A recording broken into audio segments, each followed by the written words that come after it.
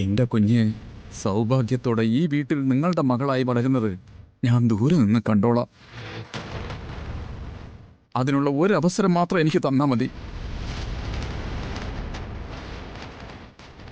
എനിക്ക് വല്ലപ്പോഴും എൻ്റെ കുഞ്ഞിനെ ഒന്ന് കണ്ടാൽ മതി. അതിന് ഞാൻ എന്തു വേണമെന്നാ ശിവരാമൻ പറയുന്നത്? ആ പഴയ ഡ്രൈവറുടെ ജോലി എനിക്ക് തന്നാൽ മതി സാറേ. ഞാൻ ഇവിടെ നിന്നോളാം. അങ്ങനെ വന്നാൽ എനിക്കെൻ്റെ കുഞ്ഞിനെ ഒന്ന് കാണാമല്ലോ. ഇയാൾ ഈ പറയുന്നത് മുഴുവൻ കള്ളത്തരമാണ്. ഇയാൾ തിരിച്ചു വന്നത് ആതിരയുടെ കയ്യിലുള്ള ഇയാളുടെ സ്വന്തം കുഞ്ഞിനെ കൊണ്ടുപോകാനായിരിക്കും. അതിനുവേണ്ടി ഇവിടെ കയറിപ്പറ്റാനാ ഈ ഡ്രൈവർ ജോലി ചോദിക്കുന്നത്. നടന്നതെല്ലാം ഇയാൾ ആരോടെങ്കിലും തുറന്നു പറഞ്ഞ അതോടെ എൻ്റെ ഇവിടുത്തെ ജീവിതം തീരും. കുഞ്ഞിൻ്റെ പേരിൽ ഒരു അവകാശവാദത്തിനും വരില്ല. എൻ്റെ കുഞ്ഞല്ലേ, അത് സന്തോഷത്തോടെ ജീവിക്കണമെന്നല്ലേ ഞാൻ ആഗ്രഹിക്കുന്നത്. ഇവിടെ ആ കുഞ്ഞെല്ലാ സൗഭാഗ്യത്തോടെ ജീവിക്കുകയല്ലേ, അതെനിക്കറിയാം. അത് ദൂരെ എന്ന് കണ്ടാൽ മാത്രം മതി എനിക്ക്. അച്ഛാ, ഇയാള് പറയുന്നൊന്നും വിശ്വസിക്കില്ലേ. സ്വന്തം ഭാര്യയെ വിഷം കൊടുത്ത് കൊന്ന ദ്രോഹിയാള്.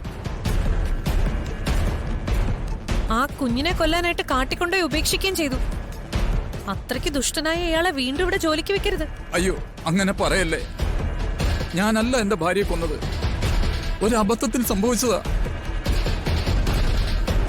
എന്നാലും അതിനുത്തരവാദി ഞാൻ തന്നെയാ. എന്റെ വിധിയെന്ന് മാത്രമേ ഞാനിപ്പോ കരുതുന്നുള്ളൂ. അല്ലാതെ ഞാൻ ആരെയും കുറ്റപ്പെടുത്തുന്നില്ല. സംഭവിച്ചു പോയി. സാർ എന്നെ ഇവിടെ നിന്നും പറഞ്ഞു വിടല്ലേ. ഇതെന്റെ അവസാനത്തെ ആശ്രയം. ഇവിടെ തന്നെ ഇറക്കി വിട്ട ആത്മഹത്യ ചെയ്യുക മാത്രമേ എനിക്ക് വഴിയുള്ളൂ. സച്ചിട്ടാ, ഇയാൾ അഭിനയിച്ച് തകർക്കുകയാണല്ലോ.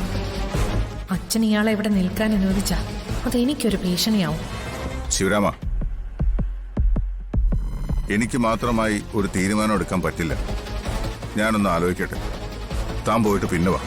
അയ്യോ സാറേ, എന്നെ അങ്ങനെ ഒഴിവാക്കി വിടല്ലേ. സാറും കൂടെ കൈവിട്ട പിന്നെ ഞാൻ മരിക്കും. എനിക്ക് വേറെ വഴിയില്ല. എന്നെ കൊണ്ട് നിങ്ങൾക്കാർക്കും ഒരു ഉപദ്രവം ഉണ്ടാവില്ല. ഞാൻ സാറിന്റെ കാല് പിടിക്കേ. താൻ എന്തൊക്കെയാ ഈ കാണിക്കുന്നത്? എഴുന്നേക്ക്. ജീവിതത്തിൽ ഇനി ഒന്നും പ്രതീക്ഷിക്കാനില്ലാത്ത എന്റെ സങ്കടം സാറ് മനസ്സിലാക്കണേ.